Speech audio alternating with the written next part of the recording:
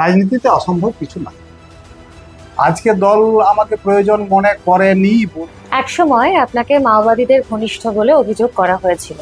বেশি কিছু করতে গেলে সবাই ছত্রধর মাহাতো হবে, সবাই মাওবাদী হবে।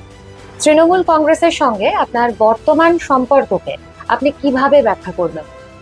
1 ঘন্টা আগে জয়েন করছে দলে, 1 ঘন্টা পরে ডিক্লারেশন হচ্ছে তার নাম প্রার্থী হিসাবে।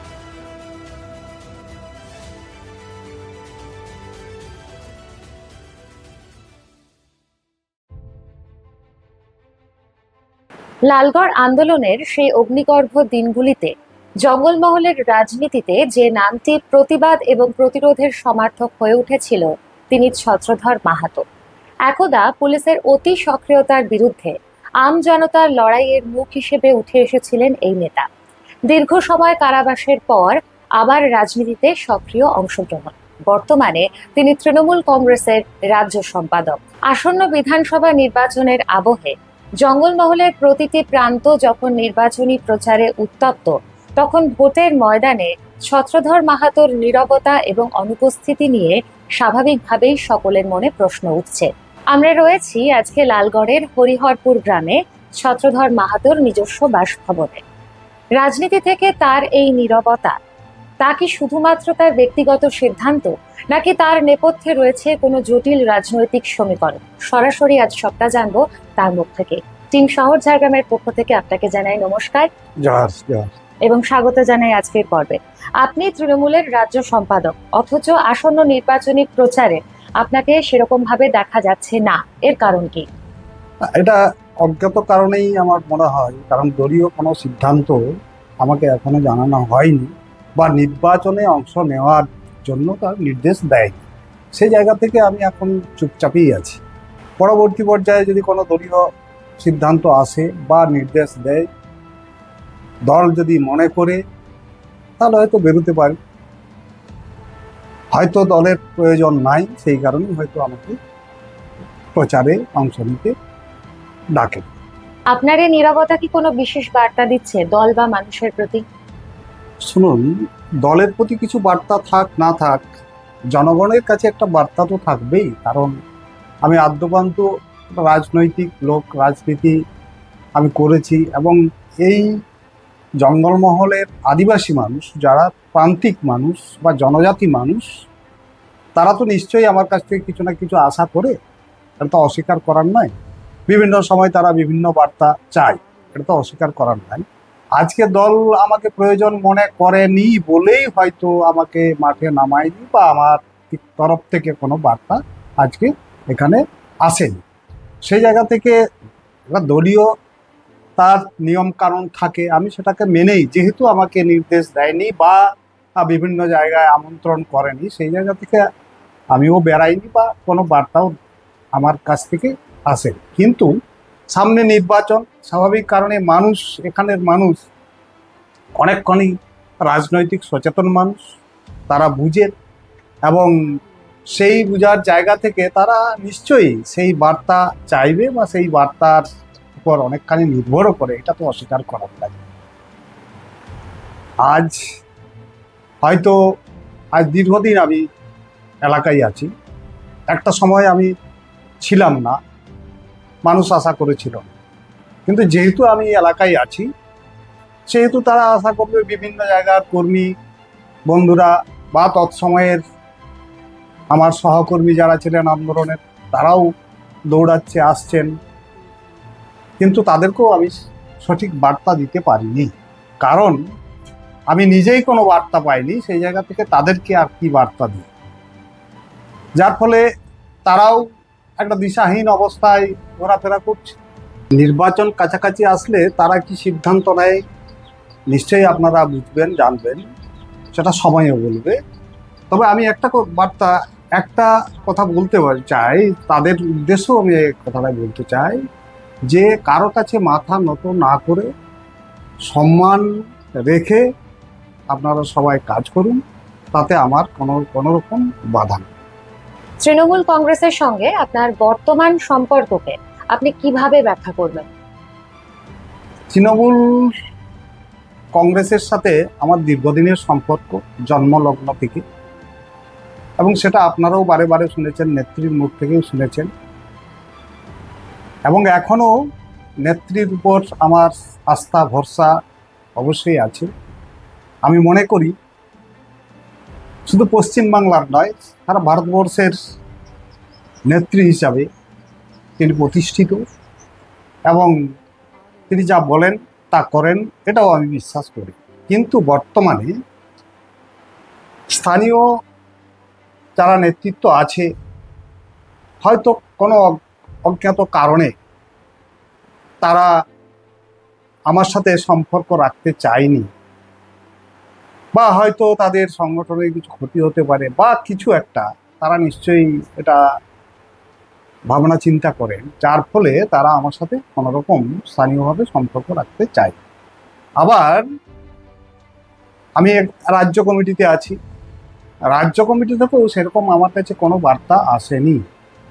একটা দেখেছিলাম অভিষেকের যে মেদিনীপুরের সভা ছিল, সেই সভাতে সম্ভবত আইপ্যাক হবে, তাদের মাধ্যমে একটা বার্তা এসেছিল, আমি অংশ নিয়েছিলাম, আমি সেখানে গেছিলাম। আমাকে মেন স্টেজেই জায়গাও দেওয়া হয়েছিল, আমি বসছিলাম, স্টেজে ছিলাম, তার সভা অংশ নিয়েছিলাম। পরবর্তী পর্যায়ে এসআইআর পরিবর্তে পরবর্তী সময়েও আরও অনেক আন্দোলন নিয়ে প্রপাকাণ্ড হয়েছে, আমাকে কিন্তু কোনো জায়গায় অংশ নেওয়ার জন্য নির্দেশ পাঠায়। সেই জায়গা থেকে মোটামুটি মানে সামগ্রিক বলা যায় সম্পর্কটা একটা মধুর নয়, এইটুকু। দল এবারে যাদেরকে প্রার্থী হিসেবে মনোনীত করেছেন, তাদেরকে কি আপনি উপযুক্ত বলে মনে করেন, বা তাদের সম্পর্কে আপনার কি মতামত? এটা দলীয় সিদ্ধান্ত, দল তাদেরকে প্রার্থী হিসাবে মনোনীত করেছে, এবং এই নির্বাচনে তারা হয়তো সেইভাবে অংশও নেবে। তবে এটা মোটামুটি সামগ্রিক যা বোঝা যায় বা দেখছি, শুধু আমার একার অস্বস্তি নয়, সামগ্রিকভাবে আজকে অনেকেই বিচলিত। এই কারণে দেখা যাচ্ছে এমনও প্রার্থী আছে 1 ঘন্টা আগে জয়েন করছে দলে, 1 ঘন্টা পরে ডিক্লারেশন হচ্ছে তার নাম প্রার্থী হিসাবে। স্বাভাবিক কারণে মানুষ এটা থেকে আশ্চর্য হচ্ছেন যে তাহলে ঝাড়গ্রাম জেলাতে কি তৃণমূল কংগ্রেসের নেতৃত্বের অভাব আছে? এই প্রশ্ন তো সাধারণ মানুষের মধ্যে জাগছে, আমার মধ্যেও জেগেছে। আপনি কি মনে করেন জঙ্গলমহলে তৃণমূল কংগ্রেস আগের মতো মানুষের সঙ্গে সংযোগ রাখতে পারছে?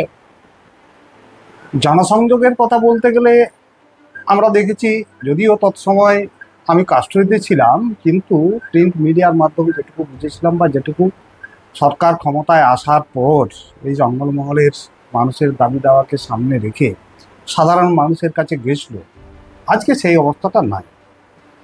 আজকে নেতাদের এক কথায় বলা যায় যে তাদের মাটিতে পা নাই।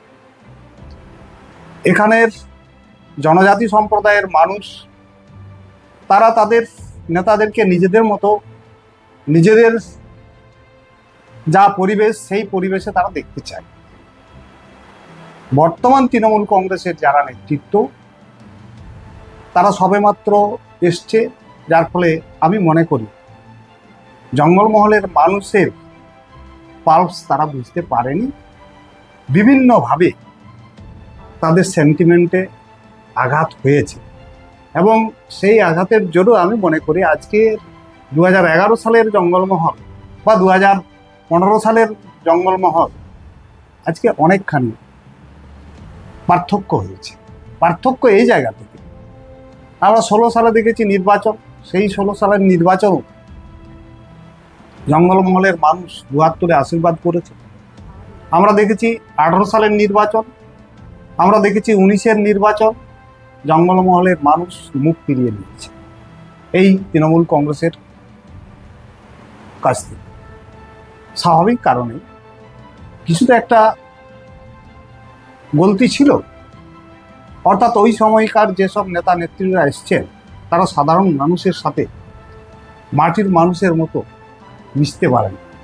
আমাদের নেত্রী বারে বারে বলেছেন মা মাটি মানুষের সরকার। আমার মনে হয় এটাই একটা গলতি ছিল, যার ফলে দেখেছি যে 2021-এর নির্বাচন, আমি নিজেও অংশ নিয়েছিলাম সেই নির্বাচনে, এবং আমাকে 12টা বিধানসভার দায়িত্ব দেওয়া হয়েছিল, যে 12টা বিধানসভা 2019-এর লোকসভাতে পিছিয়ে ছিল। মানুষের সাথে জনসংযোগের কারণেই হোক, প্রতিটি গ্রামে প্রতিটি ডোর ডোর আমি ঘুরেছি, নয়াগ্রাম থেকে বাগমুন্ডি, ফল পেয়েছি। 12টার মধ্যে 11টাতে তৃণমূল কংগ্রেস জিতেছে। তাই জঙ্গলমহলের মানুষ বা আদিবাসী মানুষের সাথে যদি মানুষ সম্পর্ক রাখতে পারে, অঙ্গাঙ্গিভাবে তাদের জীবনযাত্রার সাথে মেলাতে পারে, তাহলে তারা দুহাত তুলে আশীর্বাদ করে। কাজেই এই জনসংযোগের ব্যাপারটা অনেকখানি বিচ্ছিন্ন হয়েছে, এটা অস্বীকার করার নয়। লালগড় আন্দোলনের সময় যারা আপনার পাশে ছিলেন তারা এখন কোথায় দাঁড়িয়ে আছেন বলে আপনি মনে করেন? লালগড় আন্দোলনের যারা সমযোদ্ধা ছিলেন আমার, অনেকেই আছেন যারা চুপচাপ বসে আছেন, আবার অনেকেই আছেন যারা এই রাজনৈতিক দলের বা এই তৃণমূল কংগ্রেসের সঙ্গে আছেন। এদের মধ্যে যারা আজকে তৃণমূল কংগ্রেসের মধ্যে আছে তারাও যে খুব একটা স্বস্তির অবস্থায় আছে তা নয়। বেশিরভাগই আছে যারা তৎসময়ের আন্দোলনে অংশ নিয়েছিল, তারা বেশিরভাগ অংশটাই আজকে চুপচাপ বসে আছে। বসে আছে বলতে এই তাদের রাজনৈতিক অবস্থান সহজে বোঝা যায়নি, কারণ তারা বলে আমরা এখনো তৃণমূল কংগ্রেসে আছি, কিন্তু আমরা সেই জায়গাটা পাইনি, আমরা সেই সম্মান পাইনি, সেই জায়গা থেকে আমরা সশরীরে প্রকাশ্যে রাজনীতিতে না। আজ আমি এসছি 24-এর নভেম্বর, 2024-এর নভেম্বর এই এলাকায়। তারপর থেকে তাদের মধ্যে একটা স্বতঃস্ফূর্ততার বাতাবরণ দেখা গেছিল। বিভিন্ন জায়গায় আমন্ত্রিত গেছিলাম। বর্তমান দলের যারা কর্মকর্তা তারা বারে বারে বাধার সৃষ্টি করেছিল বিভিন্ন সভাগুলোতে, কিন্তু মানুষ স্বতঃস্ফূর্তভাবে অংশ নিয়েছিল এবং কি বলবো, তারা তাদের ক্ষোভ বা তাদের যে অভিমান তা আমার কাছে প্রকাশ করেছিল, যদিও সেই অভিমান সেই ক্ষোভ আমি দলের কাছে নিয়ে যেতে পারিনি, যার জন্যেই আজকে আমারও চুপচাপ বসে থাকার মূল কারণ। সেই সময় যে মূল দাবিগুলো ছিল, যেমন পুলিশি নির্যাতন বন্ধ করা বা উন্নয়ন, সেই দাবিগুলি কতটা সফল হয়েছে বলে আপনি মনে করেন? না, একেবারে যে সফল হয়নি এটা বলা যায়নি। কিছু কিছু অংশ সফল হয়েছে, যেমন ধরুন পুলিশি নির্যাতন অনেকখানি কমেছে। উন্নয়নের প্রশ্নে সব থেকে আমাদের দাবির মধ্যে উন্নয়নের যেটা ছিল সামাজিক উন্নয়ন, আমি মনে করি সামাজিক উন্নয়ন হয়নি। কেন না, এখানে তৎসময় দেখেছেন লালগড় আন্দোলনে যারা অংশ নিয়েছিলেন তারা সমস্তগুলোই ছিল আদিবাসী মানুষ, জনজাতি মানুষ। আজকে আদিবাসী মানুষের উন্নয়ন সামগ্রিক যদি চিন্তা ভাবনা করা যায় বা দেখা যায়, তাতে হয়তো কয়েকজনের উন্নয়ন ঘটেছে, অস্বীকার করার নয়। কিন্তু আদিবাসী সমাজ যেটাকে বলা হয়, অর্থাৎ সব্বর, খাড়িয়া, ভূমিজ, সাঁওতাল, কুর্মি বা বিভিন্ন যে ছোট ছোট আবার কিছু জনজাতি আছে, তারা কিন্তু সেই তিমিরেই আছে। হ্যাঁ, হয়েছে তাদের, আমরা দেখেছি, ঠিক সময়টা আমি বলতে পারছি না, কুর্মীদের একটা ডেভেলপমেন্ট বোর্ড তৈরি হয়েছিল তাদের উন্নয়নের স্বার্থে। বর্তমানে আবারও মুন্ডা বা এইসব কয়েকজনের বোর্ড বোধহয় তৈরি করলেন এই ইলেকশনের আগে। তা এগুলো ওই বোর্ডেই রয়ে গেছে, এবং কিছু এই বোর্ডের কিছু যারা কর্মকর্তা, জানি না তারাও সেই বোর্ড সম্বন্ধে তাদেরও কোনো ধ্যান ধারণা নেই। কাজেই সামাজিক উন্নয়নের ক্ষেত্রে কিছু হয়নি। হ্যাঁ, কিছু রাস্তাঘাট হয়েছে, পরিকাঠামো কিছু তৈরি হয়েছে, সেটা তো এখানকার জনজাতির মানুষের যে সামাজিক উন্নয়ন সে সামাজিক উন্নয়ন, তারা সেই তিমিরই আছে। একসময় আপনাকে মাওবাদীদের ঘনিষ্ঠ বলে অভিযোগ করা হয়েছিল। আজকে দাঁড়িয়ে আপনি সেই অভিযোগ প্রসঙ্গে কি বলবেন? একটা জিনিস মানতে হবে, শাসন যন্ত্রের এটা একটা নিয়ম। অর্থাৎ যে কোনো রাষ্ট্রের কথাই বলুন, যে কোনো দলের কথাই বলুন, যারা সরকারে থাকে তাদের ত্রুটি বিচ্যুতি যদি কেউ আজকে আঙুল তুলে দেখিয়ে দেয়, স্বাভাবিক কারণে তারা তাদের রক্তচক্ষুর মধ্যে আসে। তৎসময় কেন এখনো একইভাবে, শুধু এটা আমাদের রাজ্যে নয়, বিভিন্ন রাজ্যের ক্ষেত্রেও দেখুন, যখনই সাধারণ মানুষের দাবি দাওয়াকে সামনে নিয়ে তাদের রুজি রোজগার, মৌলিক অধিকার, তাদের অধিকার সম্বন্ধে হক পাওনারকে সামনে রেখে যখন তারা একত্রিত হয়, সেই একতাকে ভাঙার জন্য রাষ্ট্র তাদের পুলিশ লেলিয়ে দেয়। সেটা মাওবাদী হিসাবেও বলতে পারে, গণসাময়িক জনযুদ্ধ, বা বিভিন্ন নামে সন্ত্রাসবাদী ও মুক্তিযুদ্ধ ইত্যাদি। আজকে আমাদেরকে এটা ভাবতে হবে যে যারা আজকে মাওবাদী বলুন, জনযুদ্ধ বলুন, যে যাদেরকে এইসব কেস দিয়ে আজকে পুলিশি নির্যাতনের মধ্যে ফেলা হয়, এরা কারা? এরা তো আমাদের সহনাগরিক, এই ভারতবর্ষেরই নাগরিক, এই এলাকারই মানুষ। এবং আপনি পর্যালোচনা করে দেখবেন, যাদেরকে মাওবাদী বলা হচ্ছে, যদি আমি সাপোজ লালগড় আন্দোলনকেই ধরে থাকি, এখানে মাওবাদী আখ্যাটা কাদেরকে দেওয়া হয়েছে? এই জনজাতিদেরকে, এখানকার যারা আদি বাসিন্দা, অর্থাৎ সাঁওতাল, কুর্মি, ভূমিজ, মুন্ডা ইত্যাদি ইত্যাদি, যাদের এই দেশের প্রতি একটা বিশাল বড় অবদান আছে। এই দেশ যাদের, এই মাটি যাদের, এই গাছ যাদের, এই হাওয়া যাদের, এই জল যাদের, অর্থাৎ জল, জঙ্গল, জমির অধিকার যখন মানুষ চাইতে গেছে, বিনিময়ে তারা পুলিশের বন্ধুকেই পেয়েছে, ভুলিয়ে খেয়েছে, আর মাওবাদী তকমা পেয়েছে। আজকে ধরুন আমার কথাই বলুন, সেরকম কেউ যদি সংগঠিত করতে যায় বা কেউ যদি সেই সংগঠনে নেতৃত্ব দিতে যায়, সাধারণ মানুষের সুখ সুবিধা, সাধারণ মানুষের দাবিকে সামনে রেখে, সেই মাওবাদী, তাকেই মাওবাদী আখ্যা দিয়েছে। এটা পশ্চিমবাংলাতেও হয়েছে, ছত্তিশগড়ে হয়েছে, উড়িষ্যাতে হয়েছে, ঝাড়খণ্ডে হয়েছে। প্রত্যেক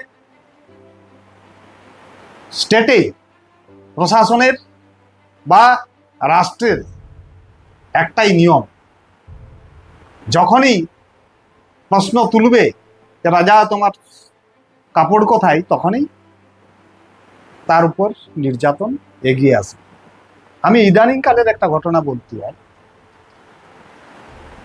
আপনাদের স্মরণে থাকতে পারে, কুর্মী সমাজ তাদের নিজস্ব দাবি দাওয়াকে সামনে রেখে রেল রোখো, রেল টেকা তাদের ভাষায় ডাক দিয়েছে। জানি না হাইকোর্টের রায় আমি পড়িনি, কাগজে যেটুকু পেয়েছি, সেই রায়কে সামনে রেখে বিশেষ করে পুরুলিয়া, ঝাড়গ্রাম এসপিরা যেভাবে গ্রামে তার আগের দিন রাত্রিবেলা গ্রামের ভেতরে ঢুকে যে অত্যাচার করেছে, আজকাল সামাজিক মাধ্যমে আপনারাও পেয়েছেন। এটা কি বাঞ্ছনীয় ছিল? যদি তারা তার আগের দিন, অর্থাৎ যেদিন রেল টেকা আগের দিন, আচ্ছা হাইকোর্ট কি বলেছিল যারা আজকে এই কমিউনিটির মানুষ আছে তাদেরকে আগে থেকে গৃহবন্দী করে দাও, তাদেরকে ঘর থেকে কিছুতে যেন তারা বেরোতে না পারে? হাইকোর্ট কি এটা বলেছিল? আদৌ বলে। অর্থাৎ এই যে ভয় দেখানো, দেখো প্রশাসনের দাঁত নখ এখনো সতেজ আছে, কাজে বেশি কিছু করতে গেলে সবাই ছত্রধর মাহাতো হবে, সবাই মাওবাদী হবে। তাই এটা একটা পোশাকি নাম। হ্যাঁ, মতবাদ থাকতে পারে, থাকবে, চিরকালই আছে, থাকবে। মার্ক্সবাদ, মাওবাদ, লেনিনবাদ, যাই বলুন, তাদের একটা আদর্শ, একটা দর্শন, দর্শন তো শেষ হয়ে যায়। এগুলো প্রশাসনের যে গলতি, প্রশাসনের যে দুর্বলতা, মানুষের যে মূল সমস্যা, সেই মূল সমস্যা থেকে ঘুরিয়ে দেওয়ার জন্যেই বিভিন্ন জায়গায় ছত্রধর মাহাতোর মতো লোককে সৃষ্টি করা হয়, মাওবাদী সৃষ্টি করা হয়, এটা আমি মনে করি। জঙ্গলমহলের সাধারণ মানুষের এই মুহূর্তে সবচেয়ে বড় সমস্যা কি? জঙ্গলমহলের এই মুহূর্তে সবচেয়ে বড় সমস্যা যদি বলা যায়, আমি পর্যালোচনা করুন সেই 2008-9 সাল কি বা তার আগের দিনে, 11 সালের আগের ঘটনা বা তার সেই সময় সামাজিক পরিস্থিতি, মানুষ রাস্তায় নেমেছিল, সেই রাস্তায় নামার ফলে হয়তো কিছু পরিকাঠামোর উন্নয়ন ঘটেছে, কিন্তু সামাজিকভাবে তাদের কোনো উন্নয়ন ঘটেনি। আমি কেন সামাজিকভাবে বলতে চাইছি না, ধরুন কিছু রেশন এখানে ফ্রি দেওয়া হয়েছে, এখানে কিছু সামাজিক প্রোগ্রাম করা হয় যেগুলো, বা কিছু ভাতা বা ইত্যাদি ইত্যাদি মানুষের, কিন্তু মানুষের যে মৌলিক অধিকার, বেঁচে থাকার, সমাজ গঠনের যে মৌলিক অধিকার, সেই মৌলিক অধিকার থেকে কিন্তু সরে যাচ্ছে। কি ধরনের? স্বাধীনভাবে একজন মানুষ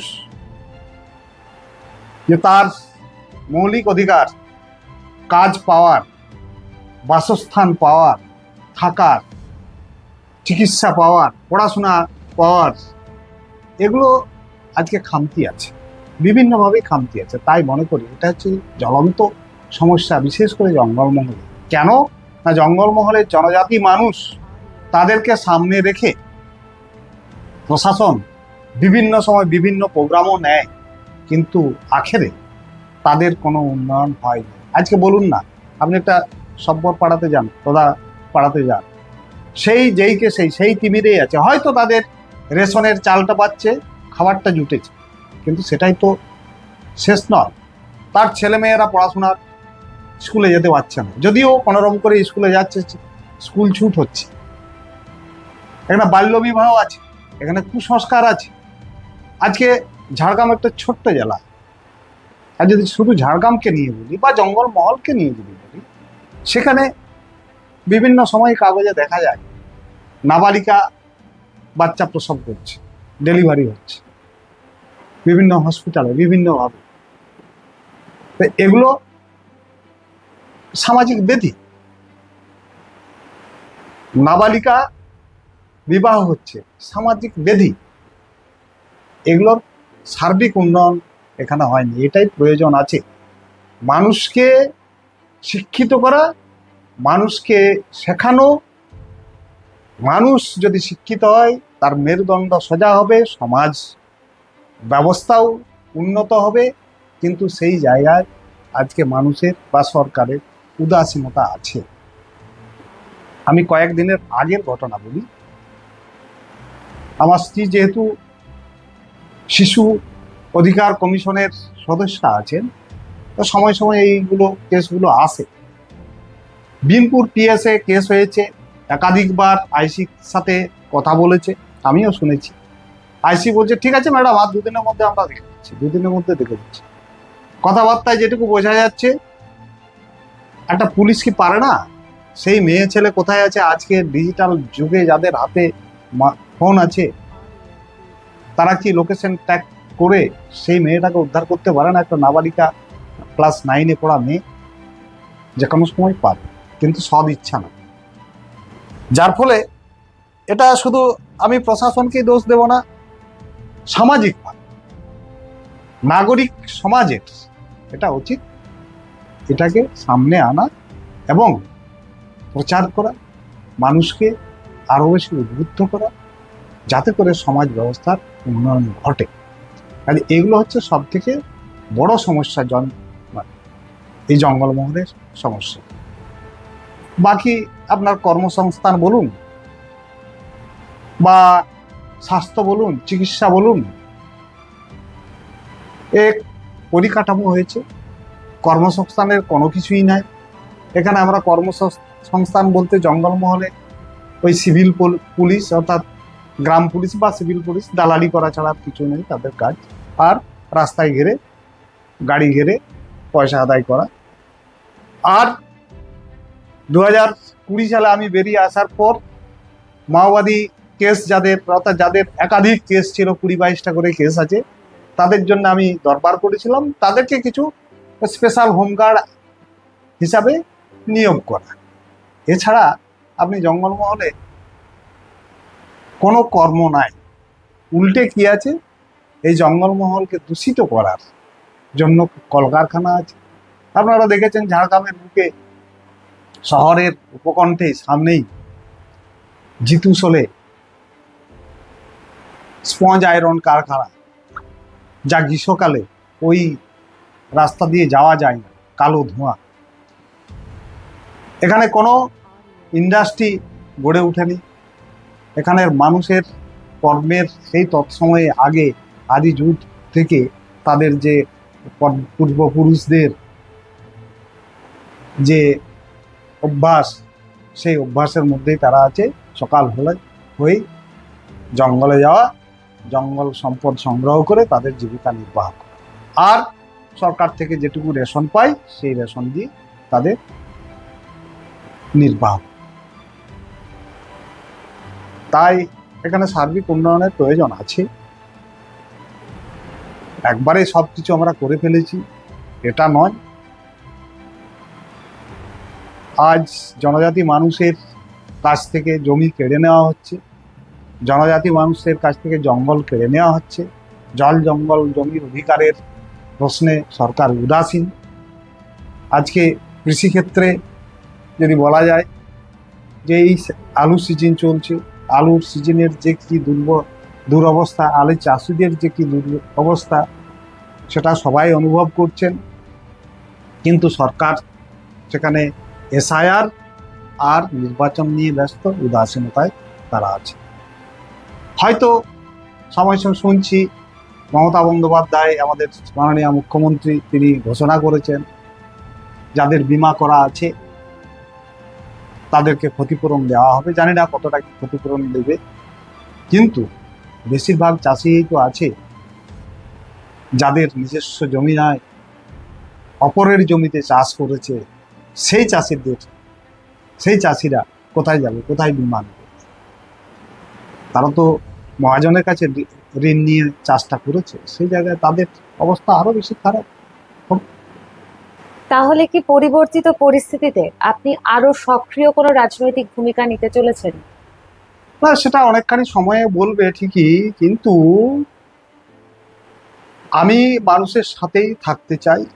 মানুষের দুর্দশা, মানুষ যখন অসুবিধায় পড়ে, মানুষের দাবি দাওয়াকে সামনে রেখে তাদের হক পাওনা পাইয়ে দেওয়ার জন্যে আমি সব সময় আগ্রহী প্রকাশ করি। হয়তো আমি নিজে আজকে লালগড় আন্দোলনের মাধ্যমে আজকে আমাকে অনেকেই চিনেন, জানেন। হয়তো নতুন কেউ আসতে পারেন, সেও হয়তো সেই আন্দোলনে অংশ নিতে পারেন বা নেতৃত্ব দিতে পারেন। তবে এটা ঠিক, বর্তমান পরিস্থিতি, সেই পরিস্থিতির জায়গা থেকে মানুষের যে মৌলিক অধিকারগুলো আছে, সেই অধিকারের অনেক জায়গায় ক্ষুণ্ণ হচ্ছে। সেই জায়গা থেকে স্বাভাবিক কারণেই মানুষ আবারও রাস্তায় নামবে, এটা অস্বীকার করে। সেখানে ছত্রধর মাহাতো নাও থাকতে পারে, হয়তো অন্য কেউ থাকতে পারে, সময়ে সেটা কথা। নিজেকে কি আপনি এখনো আন্দোলনের নেতা হিসেবে দেখেন নাকি দলীয় নেতা? আমি জনগণের নেতা। সে জায়গা থেকে জনগণ যদি কোনো অসুবিধায় পড়ে, জনগণের দাবি দেওয়াকে সামনে রেখে কেউ যদি এগিয়ে আসে, নিশ্চয়ই সেখানে আমি থাকবো, সেখানে আমি সহকর্মী হিসাবে থাকবো। আপনার সমর্থকদের একটা অংশ মনে করে আপনি সিস্টেমের অংশ হয়ে গিয়েছেন, আপনি কি এটা মানেন? শুনুন, কোনো রাজনৈতিক দলে যদি নাম লেখানো যায়, স্বাভাবিক কারণে একটা সিস্টেমের মধ্যে থাকতে হয়, অস্বীকার করার নাই।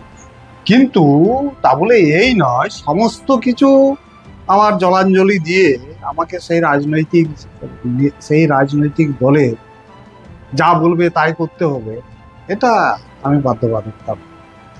আমার ব্যক্তিগত চিন্তা ভাবনা জনগণের স্বার্থে যা হবে। আমার সহকর্মীরা আজকে যাই ভাবুক আমাকে, আজকে যাই হোক, একটা সময় তো ছিল যারা আমার সাথে কাঁধে কাঁধ মিলিয়ে তারা লড়াই করেছিল, তাদের লড়াইয়ের আজকে অবদান আছে।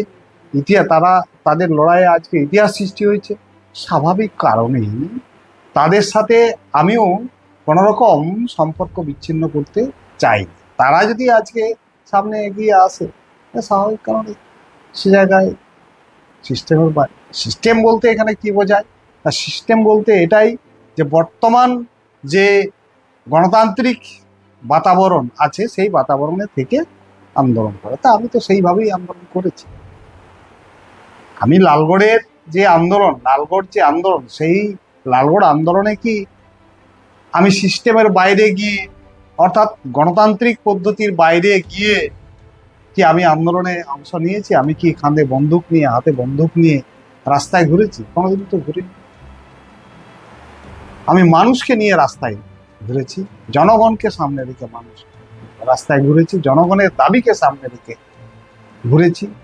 রাজনৈতিক জীবন নদীর মতো, এক কূল ভাঙে এক কূল গড়ে। সেই বহতা নদীতে বর্তমানে আপনার অবস্থান কি?